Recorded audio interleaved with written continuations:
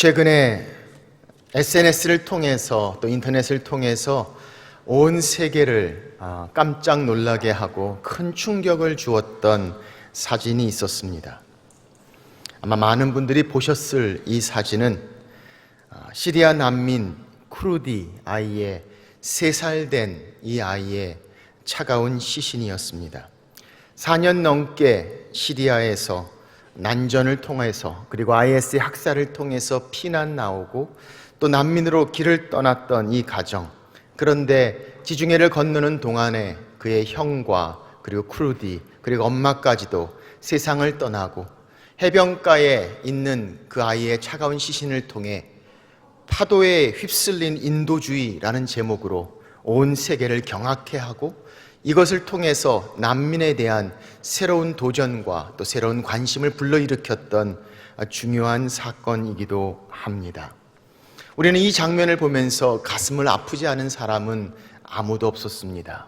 이 사진을 보면서 가슴에 찡하게 달려오는 이 긍휼함을 우리는 느껴보게 됩니다. 모든 사람들의 긍휼을 불러일으켰던 이 사진, 아니 인간이라면 당연히 이런 모습을 보면서 긍휼을 품는 우리 자신들을 우리는 부인할 수 없습니다. 이런 모습들을 보고 어떻게 긍휼을 느끼지 않을 수 있습니까? 힘든 생활고 가운데 스스로 생명을 잃은 그 사정들을 바라보면서 긍휼을 느끼지 않을 수 있겠습니까? 배고픈 아이, 전신마비된 군인, 아니 그리고 상처난 사건들, 그리고 병 중에 고통 중에 살 소망을 잃은 그 고통 가운데 있는 것들을 바라보며 우리는 긍휼을 느끼게 됩니다. 인간이라면 당연히 느끼는 긍휼이기도 합니다. 그래서 우리는 생각합니다. 우리는 그런대로 긍휼을 느끼며 사는 사람이라고. 아니 어느 누가 우리를 향해서 긍휼이 없다 하면 우리는 아마 몹시 기분 나빠하며 분노할지 모릅니다. 그럼에도 불구하고 이 세상은 여전히 고통 가운데 있는 우리는 바라보게 됩니다. 여전히 많은 전쟁과 갈등이 있습니다. 거기에는 고통이 있습니다. 끊임없는 경쟁과 상처와 또 괴롭힘이 우리 가운데 존재하는 사실도 우리는 부인할 수 없습니다. 어느 한 분이 이 긍휼을 이야기하면서 이렇게 비유해서 설명합니다. 긍휼은 마치 연필 끝에 달려있는 조그만 지우개와 같다. 경쟁 사회 가운데서 피곤하고 냉정한 사회에서 표독하지 않으면 생존이 힘든 사회에 맨 마지막에 살짝 달라붙어 있는 지우개처럼 문제가 있을 때만, 실수할 때만, 아주 가끔 제대로 되지 않을 때 가끔 등장하는 긍휼, 하나의 경쟁 사회 가운데, 아니 그렇게 매정한 우리의 삶 가운데 또 하나의 조그마한 장식부처럼 달려있는 이 긍휼의 모습을 그는 비유하는 것을 보게 됩니다. 내 고난의 문제만으로도 몹시 힘들고 어렵습니다. 아니 내 안에 있는 원망과 분노와 억울함, 그리고 내 삶의 의무감 때문에 삶의 무게가 무거운 우리 가운데 긍휼함이 우리 가운데 있는가?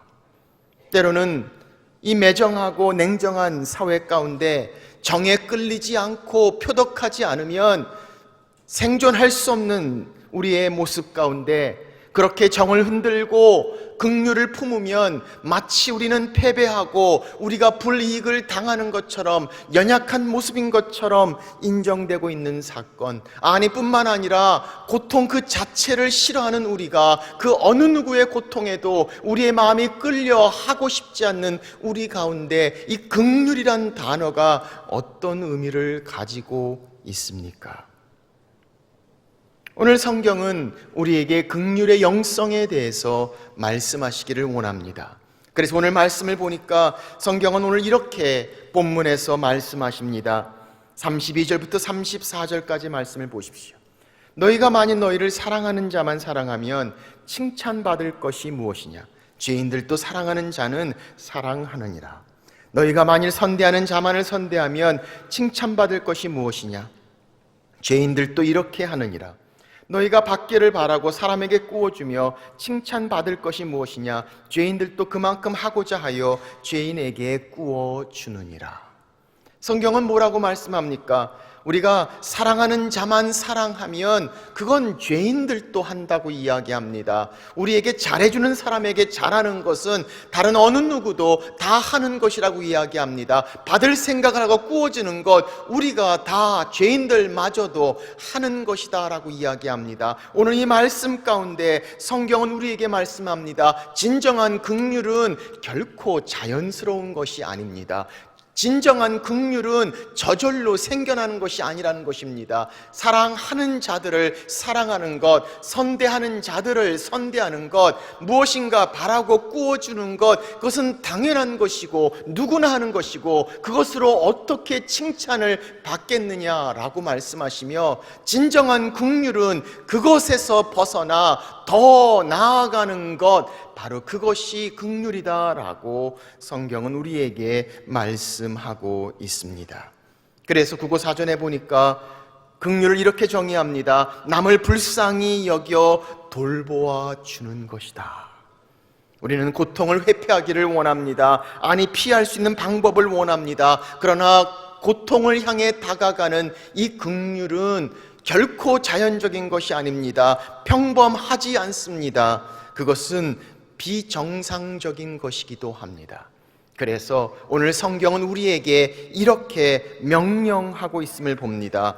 35절, 너희는 원수를 사랑하고 선대하여 아무것도 바라지 말고 꾸어주라. 세 가지 동사가 본문에서 사용됩니다. 다 명령형으로 사용됐습니다. 그렇게 권면하지 않습니다. 그렇게 권유하지 않습니다. 질문하지 않습니다. 하나님 우리에게 명령하십니다. 왜? 이 긍휼은 저절로 생겨지는 자연적인 것이 아니기 때문입니다. 마치 물을 거슬러 올라가는 우리 중심적인 삶 가운데 긍휼을 품는 것, 그래서 하나님 명령하십니다. 원수를 사랑하라, 선대하라, 그리고 바라지 말고 꾸어주라 명령으로 말씀하시며, 너희 아버지의 자비로우신 같이 너희도 자비로운 자가 되라 명령하시는 하나님의 모습을 성경은 설명합니다. 그렇다면 오늘 이 말씀하시는 긍휼의 영성, 여러분과 제 삶 가운데 어떻게 관련되어져 있습니까? 긍휼의 영성은 제일 첫 번째로 긍휼의 하나님에게서부터 시작됩니다. 하나님께서 긍휼의 아버지시다라고 성경은 말씀하십니다. 36절입니다. 너희 아버지의 자비로우신 같이 너희도 자비로운 자가 되라. 성경은 말씀합니다. 하나님 아버지께서 자비로우시다. 우리는 생각합니다. 하나님 아버지니까 당연히 자비로우시겠지라고 생각할지 모르지만, 긍휼을 베푸실 필요가 없는 자, 온전하신 자, 완전하신 자, 그분께서 스스로 말씀합니다. 나는 자비로운 하나님이다. 나는 긍휼의 하나님이다 라고 말씀하시는 이 놀라운 사건을 성경은 우리에게 말씀하고 있습니다. 이 긍휼이란 단어의 영어의 compassion이란 단어는 compassion, 두 단어의 합성어입니다. com이란 단어는 with라는 함께라는 단어입니다. passion이란 단어는 고통, 아픔이란 단어입니다. 그래서 오늘 이 compassion이란 단어는 고통을 함께한다, 고통을 나눈다 이런 뜻입니다. 하나님께서 긍휼의 하나님이 되신다. 하나님께서 compassionate God, 우리에게 고통을 나누시는 하나님. 아니, 고통을 나누실 필요가 없습니다. 함께 지실 필요가 전혀 없는 완전하신 그분께서 우리를 향해 긍휼의 아버지, 고통을 함께 지시는 하나님이시다 라고 성경은 말씀하고 있습니다. 그래서 시편 103편은 말씀합니다. 여호와는 긍휼이 많으시고 은혜로우시며 노하기를 더디하시고 인자하심이 풍부하시도다. 야고보서는 말씀합니다. 주는 가장 자비하시며 긍휼히 여기시는 이시니라. 에베소 2장은 말씀합니다. 긍휼이 풍성하신 하나님이 우리를 사랑하신 그 큰 사랑을 인하여. 에레미야에가는 말씀합니다. 여호와 인자와 긍휼이 무궁하심으로 우리가 진멸되지 아니함이니이다. 하나님 긍휼의 하나님이 되십니다. 우리하고 고통을 나누시기를 원하시고 함께 느끼시는 하나님, 내가 내 백성의 신음소리를 들었다라고 말씀하시는 하나님, 그 긍휼의 하나님에서부터 진정한 긍휼은 시작됩니다. 이 긍휼의 하나님의 긍휼의 절정이 있다면 그것은 예수 그리스도십니다. 그 예수 그리스도께서 이 땅에 오셨다고 말씀합니다. 완벽하신 하나님께서 나타나신 완벽한 긍휼, 바로 그의 독생자 예수 그리스도께서 하늘의 보좌를 버리시고 이 땅에 오셨습니다. 하나님과 동등됨을 취할 것을 여기지 아니하시고 자기를 비워 종의 모습으로 우리와 함께 같이 되었다라고 성경은 말씀하고 있습니다. 주님이 이 땅에 오셨습니다. 우리와 함께 하시기 위해서, 고통을 나누시기 위해서 긍휼의 하나님, 그의 아들을 이 땅에 보내셨습니다. 예수님께서 이 땅에 계실 때에도 끊임없이 성경은 주님이 움직이신 그 장면에 compassion, 이 긍휼이란 단어가 등장하는 것을 봅니다. 주님께서 가르치실 때, 주님께서 병을 고치실 때, 주님께서 먹이실 때 항상 거기에는 들어가 있습니다. 예수님께서 불쌍히 여기도나 내가 너희를, 그들을 불쌍히 여기노라 라고 말씀하시며 I have compassion on them, 그렇게 말씀하시며 고치시고 가르치시고 기적을 베푸시고 먹이시는 장면을 성경은 설명합니다. 이 긍휼을 여긴다, 불쌍히 여긴다는 이 헬라 원어를 보면 창자, 내장이란 뜻을 가지고 있습니다. 그냥 단순히 느끼는 것이 아니라 속에서부터 내장이 뭉그러지는 것처럼 아픔과 고통 가운데 함께 느끼는 그 불쌍히 여김을 성경은 말씀하고 있습니다. 그래서 말씀을 보니까 주님은 끊임없이 그렇게 말씀하십니다. 마태복음 9장에 보니 주님께서 그 무리들이 주님께 나아오십니다. 성경은 말씀합니다. 불쌍히 여기시니 이는 그들이 목 접는 양같이 고생하며 기진함이라. 수많은 병자들이 주님 앞에 나옵니다. 마태복음 14장, 예수께서 나오사 큰 무리를 보시고 불쌍히 여기사 그 중에 있는 병자를 고쳐 주시니라. 마가복음 8장, 내가 무리를 불쌍히 여기노라 그들이 나와 함께 있는지 이미 사흘이 지났으나 먹을 것이 없도다 하시며 그들을 먹이시는 장면이 성경에 나옵니다. 마가복음 1장, 예수께서 불쌍히 여기사 손을 내밀어 그에게 대시며 이르시되 내가 원하노니 깨끗함을 받으라 하시며 고치시는 장면이 성경에 나옵니다. 누가복음 7장 13절, 주께서 과부를 보시며 불쌍히 여기사 울지 말라 하시고 그의 자녀를 다시 풀어 세우시는 장면을 성경은 말씀합니다. 마태복음 20장, 예수께서 불쌍히 여기사 그들의 눈을 만지시니 곧 보게 되었다고 말씀합니다. 주님께서 움직이실 때 성경은 말씀합니다. 예수님께서 불쌍히 여기노라, I have compassion, 그들의 고통을 느끼시고 아파하시며 불쌍히 여기셨던 주님의 모습을 성경은 설명합니다. 그 예수 그리스도의 긍휼의 전부가 드러난 것이 바로 예수 그리스도의 십자가입니다. 주님께서 십자가에 달리셨습니다. 그를 못 막는 그 로마 병정들을 향해 주님 기도하십니다. 주님, 저들의 죄를 용서하십시오. 자기가 하는 것을 알지 못합니다. 기도했던 주님의 모습을 우리는 봅니다. 세상의 모든 죄를 짊어지시고 그 고통을 짊어지시고 십자가의 고통 가운데 달리셨던 예수 그리스도의 십자가는 하나님의 긍휼의 전부셨습니다. 절정이었습니다. 바로 그 주님의 모습을 말씀하십니다.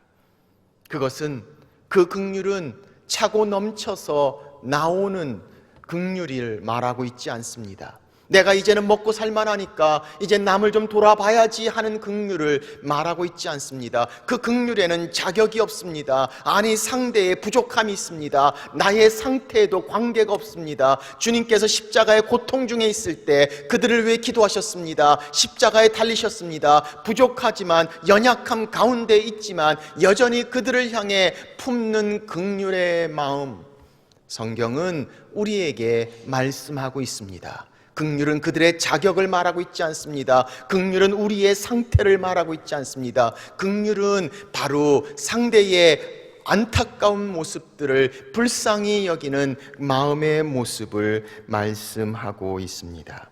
그래서 오늘 본문에 있는 말씀 35절은 우리에게 이렇게 말씀하고 있습니다.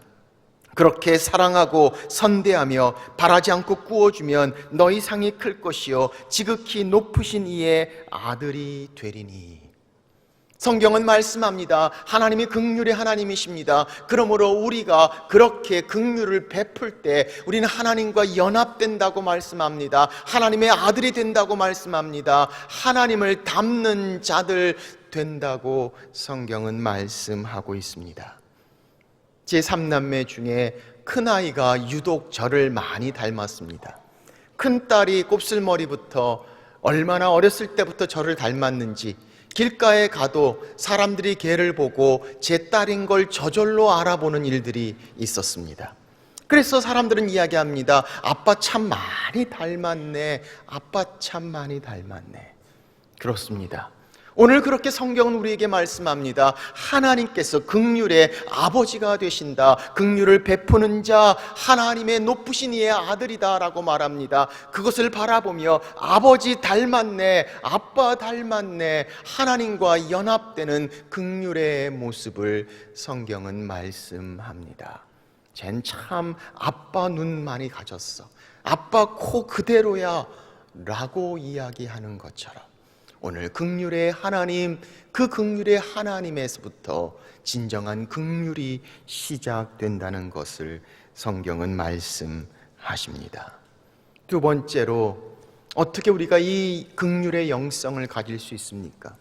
바로 내가 큰 긍휼을 받은 존재란 사실을 깨닫는 것입니다. 성경은 말씀합니다. 너희 아버지의 자비로우신 같이 너희도 자비로운 자가 되라.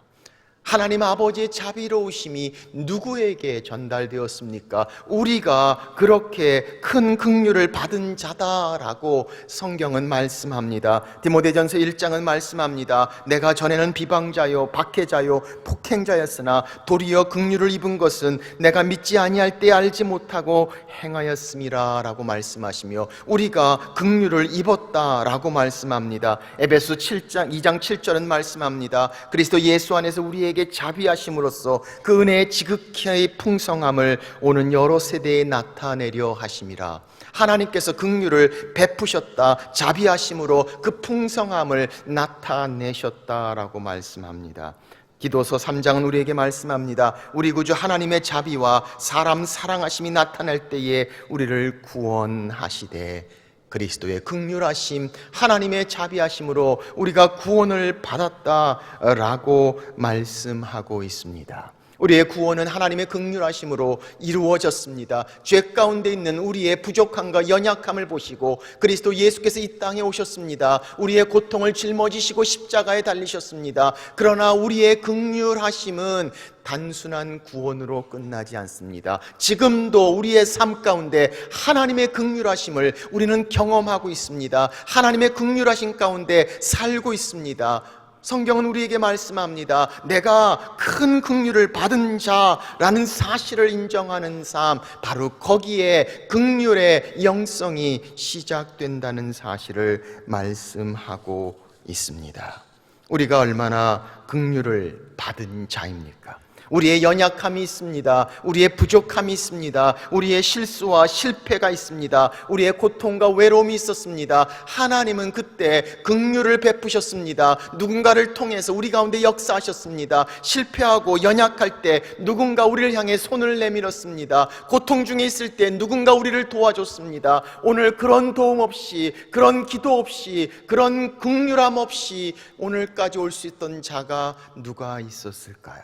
우리는 긍휼을 받은 자입니다. 내가 큰 긍휼을 받은 자라는 사실, 바로 그런 삶의 변화의 진정한 긍휼, 이 긍휼이 우리 삶의 진정한 행복과 축복이 된다는 사실을 성경은 말씀하고 있습니다. 그래서 긍휼은 우리를 성장시킵니다. 긍휼을 베풀 때 성경은 우리에게 말씀합니다. 더 큰 긍휼을 경험한다라고 말씀하십니다. 마태복음 5장 7절은 말씀합니다. 긍휼히 여기는 자는 복이 있나니 그들이 긍휼히 여김을 받을 것이며.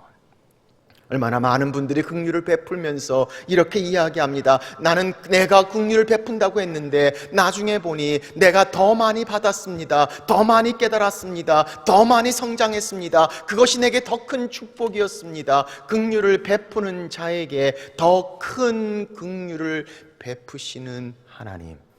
긍휼을 베푸는 자는 성장합니다. 성숙합니다. 아름다워집니다. 오늘 성경은 우리에게 말씀하고 있습니다.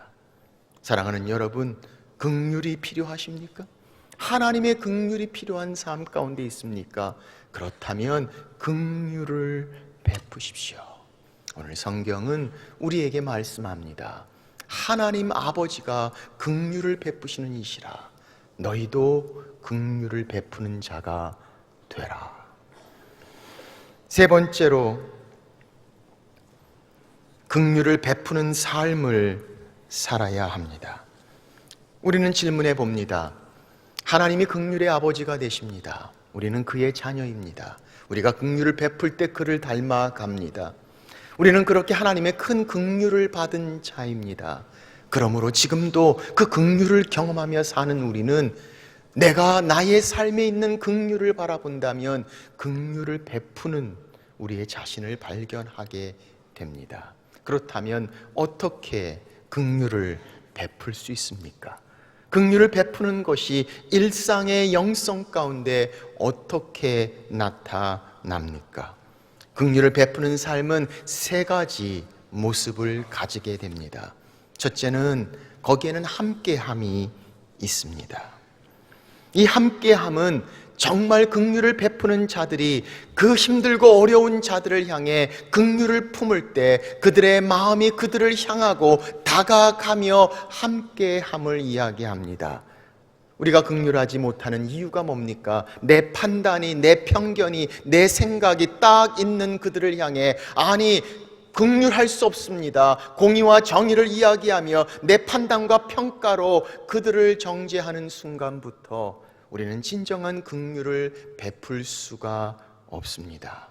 오늘 성경은 우리에게 말씀합니다. 예수 그리스도의 compassion, 긍휼히 여기심, 그것은 함께 다가오심입니다. 함께 하심입니다. 우리의 판단과 평가가 아니라 죄인이었던 볼참 없는 여러분과 저를 위해 십자가의 긍휼을 베푸셨던 우리의 주님의 모습처럼 그렇게 함께 하는 모습을 말합니다. 그래서 그 힘든 이웃들, 긍휼을 받아야 되는 자들을 우리는 생각하고 돌아봅니다. 그리고 우리의 모습들을 찾아봅니다. 경제적인 어려움 가운데 불안과 두려움 가운데 있는 경험들을 해보신 적이 있습니까? 그렇다면 그들을 향해서 같은 마음을 품을 수 있지 않습니까? 무시를 당하고 왕따를 당하는 경험을 해보신 적이 있습니까? 그들이 느끼는 아픔과 고통을 우리는 생각하게 됩니다. 이혼을 통해서 가정에 어려움이 있습니다. 아니 사랑하는 사람을 먼저 세상에 보내며 외로움과 두려움 가운데 이 땅을 살고 있는 이웃들을 바라보며 긍휼의 마음을 품게 됩니다. 소외를 당하고 버려진 상태에서 눈물이 머금지 않는 그들을 바라봅니다. 우리도 그렇게 긍휼을 경험한 적이 있지 않습니까? 그들을 바라보며 불쌍히 여기는 긍휼의 모습을 봅니다. 애들 문제 때문에 고민하며 힘들었던 때를 지납니다. 아니 그런 자들을 바라보며 긍휼의 마음을 품습니다. 질병 때문에 살 소망이 끊어지고 고통 중에 있는 그들, 관계 때문에 힘들고 어려운 그들을 향해 긍휼의 마음을 품을 수 있는 것 바로 함께함의 모습입니다. 다가갑니다. 나아갑니다. 가만히 있어서 함께할 수 없습니다. 우리의 마음이 움직입니다. 다가가고 나아가며 함께하는 것. 그래서 긍휼은 고통을 해결하지 않을 수도 있습니다. 아니 긍휼은 고통의 해답이 되지 않을 수 있습니다. 그러나 긍휼은 고통을 없애는 것이 아니라 긍휼은 고통을 나누는 것입니다. 그 고통과 아픔 가운데 혼자 결코 그 고난을 겪지 않아도 된다는 것을 알려주는 것입니다. 연약한 모습 있는 그들에게 그들 모습 그 자체로도 여전히 사랑받는 소중한 존재라는 사실을 그들이 수용하기까지 인내하며 기다림을 이야기합니다. 다가가며 함께 같은 마음을 품는 것을 말하고 있습니다. 우리 주님께서 그렇게 다가오시고 우리를 향해서 십자가에 죽기까지 우리의 죄의 짐을 짊어지시며 같은 마음을 함께 하셨던 것처럼 오늘 긍휼은 그렇게 함께함을 말하고 있습니다. 사랑하는 여러분, 오늘 우리 주변에 그런 긍휼하게 보이는 그런 분들의 모습들을, 우리의 이웃들을, 우리의 삶 가운데 하나님이 그렇게 보여주시는 영혼들의 모습을 보고 있습니까? 그들에게 나아가는 것, 한 걸음 더 다가가는 것, 그리고 한 걸음 마음으로 함께 할 수 있는 것, 그들의 아픔이, 그들의 고통이, 그들의 눈물이 우리의 마음에 함께 하는 것, 바로 그것이 긍휼의 모습인 것을 성경은 말씀하십니다. 두 번째로 거기에는 기도함이 있습니다. 함께 기도함은 바로 긍휼의 모습입니다. 힘들고 어려운 사람들이 있습니다. 아니, 그렇게 긍휼을 베풀고 싶지 않은 사람들에게도 하나님의 긍휼을 품는 이유는 그들을 향해 기도하기 시작할 때 그 긍휼의 기도는 긍휼의 하나님을 만나게 합니다. 그 긍휼의 하나님은 그들을 우리 마음 가운데 품을 수 있는 은혜를 주십니다. 그 긍휼을 우리는 경험하는 기도를 말하고 있습니다. 그래서 내 고난만을 위해서 기도하는 은혜를 구하는 기도가 아니라 그들의 고난을 위해서도 긍휼을 구하는 기도, 바로 기도가 긍휼을 베푸는 또 하나의 방법인 것을 우리는 보게 됩니다. 그래서 그 긍휼의 기도는 긍휼의 행동을 만들어냅니다. 사랑하는 여러분, 우리의 기도 가운데 긍휼의 대상들을 향한 기도가 빠지고 있습니까? 그들을 향해 기도하면서 우리는 긍휼의 마음으로 그들을 품습니다. 긍휼의 하나님이 우리 마음 가운데, 기도 가운데 역사하십니다. 바로 이 긍휼하심을 말씀하고 있습니다. 저희 교회에도 얼마나 많은 장례식이 한 주 안에 일어나는지 모릅니다. 성도들이 많다 보니까 가족과 식구까지 장례가 계속 이루어지는 것을 봅니다. 저는 저희 교회 모든 장례가 일어날 때마다 그 장례 인포메이션을 이메일로 제가 꼭 받습니다. 그리고 하나님께서 은혜를 주시는 대로 계속해서 그 함께 하지 못하고 비록 그 장례식에 참석하지 못하지만 장례를 당하고 사랑하는 자들을 주님께 보내며 슬픔 깎는 가정을 위해 계속해서 기도합니다. 주관이든 비주관이든 어떤 친척이든 어떤 관계 가운데 그 짧은 시간을 통해서 그 아픔을, 그 고통을 함께 할 수 있는 기도. 사랑하는 여러분, 바로 이 기도가 긍휼을 베푸는 것입니다. 긍휼의 기도는 긍휼의 행동을 가져오기 때문입니다. 세 번째로, 긍휼을 베푸는 삶에는 돌봄이 있습니다. 행동으로 나타납니다. 무엇인가 이루어지는 일들이 있습니다. 단순한 감정으로 불쌍히 여기는 것으로 끝나는 것이 아니라 거기에는 액션, 돌봄, 도움, 행동이 이루어집니다. 누가복음 10장에 우리는 착한 사마리아인의 이야기를 기억합니다. 강도를 당해 쓰러져 있는 그를 향해 다가갔던 사마리아인. 수많은 사람들은 지나갔습니다. 그리고 수많은 사람들이 이야기했습니다. 그러나 실제로 다가갔던 자, 그리고 그 강도 맞은 자를 나귀에 태웁니다. 상처를 쳐매어 줍니다. 그리고 인까지 데려옵니다. 그리고 돈을 지불하는 그 자 행동으로 옮겼던 긍휼의 모습을 말씀합니다. 그래서 주님께서 묻습니다. 누가 그의 이웃이냐라는 질문에 그 사마리아인입니다 라고 이야기하는 제자들을 향해 주님 말씀하십니다. 너희도 가서 그와 같이 하라. 긍휼에겐 행동이 있습니다. 도움이 됩니다. 돌봄이 있습니다. 다가갑니다. 움직여집니다. 마치 강도당한 것처럼 넘어져 어쩔 줄 몰라 하는 긍휼의 대상을 향해 행동으로 나타나는 모습, 바로 돌봄이 거기에 있음을 봅니다. 우리가 잘 알고 있는 마태복음 25장에 보면 양과 염소의 비유 가운데 주님의 말씀을 다시 되새겨 봅니다. 왼쪽에 있는 자들을 향해 주님이 이렇게 말씀하십니다. 내가 줄일 때 너희가 먹을 것을 주지 않았고, 목마를 때 마시지 아니하였고, 나그네 되었을 때 영접하지 아니하였고, 헐벗었을 때 옷 입히지 아니하였고, 병들었을 때 옥에 갇혔을 때 너희가 돌보지 않았다라고 말씀하시는 주님. 그 주님을 향해 왼쪽에 있는 자들은 이렇게 이야기합니다. 주여, 우리가 어느 때에 주께서 줄이신 것이나 목마른 것이나 나그네 되신 것이나 헐벗은 것이나 병드신 것이나 옥에 갇힌 것을 보고 돕지 않았습니까? 주님 그들을 향해 말씀합니다. 지극히 작은 자에게 하지 아니한 것이 곧 내게 하지 아니한 것이라. 액션, 돌봄, 행동이 있는 긍휼의 모습을 성경은 말씀하십니다. 저희 교회에도 함께하는 선물을 이번 추석을 맞이해서 준비하고 있습니다. 어렵고 힘든 이웃들을 향해 행동으로 보여지는 긍휼함. 아니, 블레싱을 준비하며 그들의 삶 가운데 힘들고 지친 영혼 가운데 정말 필요한 예수 그리스도를 전하고 나누는 이 긍휼의 마음을 품고 우리 가운데 기도가 이루어지고 있는가? 바로 긍휼의 모습을 성경은 말씀합니다. 저는 이 긍휼의 영성이란 말씀을 준비하면서 3번 눈물을 흘렸습니다. 첫 번째로는 이 말씀을 준비하면서 내가 얼마나 긍휼하지 않는가 때문에 울었습니다. 그리고 그런 나를 향해서 하나님이 얼마나 긍휼하신가에 눈물을 흘렸습니다.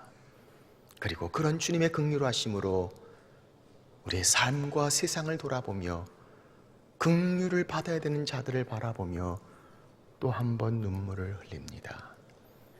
긍휼, 너희 아버지가 자비하신 자니 너희도 자비한 자가 되라. 오늘 여러분과 제 삶이 되시기를 주의 이름으로 축원합니다. 기도합니다. 이 시간 한번 조용히 주님 앞에 나아갑니다. 긍휼. 우리는 우리가 긍휼히 여김을 받기를 원하지만 내가 정말 긍휼을 베풀었는가? 하나님 아버지께서 내게 긍휼을 베푸시고 긍휼의 아버지가 되신 주님, 그 엄청난 긍휼 가운데 있으면서도 여전히 긍휼이 메마르고 표독하게 우리의 많은 이유를 가지고 그렇게 긍휼하지 못했던 우리 자신들을 바라보면서 오늘 그렇게 고백합니다. 하나님, 당신의 마음이 있는 곳에 우리의 마음이 있기를 원하고, 하나님의 눈물이 있는 곳에 우리의 눈물이 떨어지기를 원하고, 주께서 달려가시는 그곳에 우리의 발길이 달려가기를 원하고, 주께서 움직이시는 그 손에 우리의 손이 움직이기를 원하고, 우리의 마음이 하나님 아버지의 마음이 되어 이 땅에 우리의 이웃에 긍휼이 필요한 그곳에 하나님의 긍휼을 유통시키는 하나님의 교회. 그래서 우리는 고백합니다. 내가 제일 큰 긍휼을 입은 자입니다. 나의 아버지가 긍휼의 아버지가 되십니다. 그러므로 이 긍휼이 더 큰 긍휼을 가져오는 하나님의 은혜.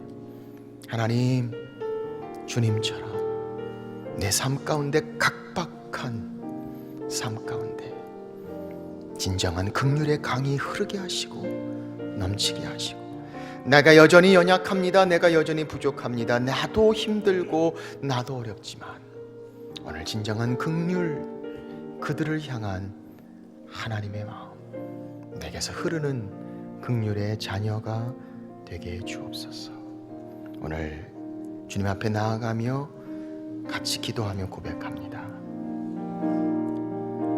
아버지, 당신의 마음이 있는 곳에 나의 마음이 있기를 원해요.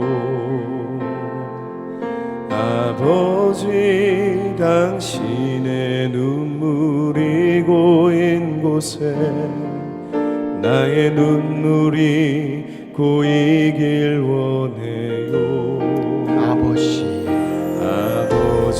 당신이 바라보는 영혼에게 나의 두 눈이 향하길 원해요.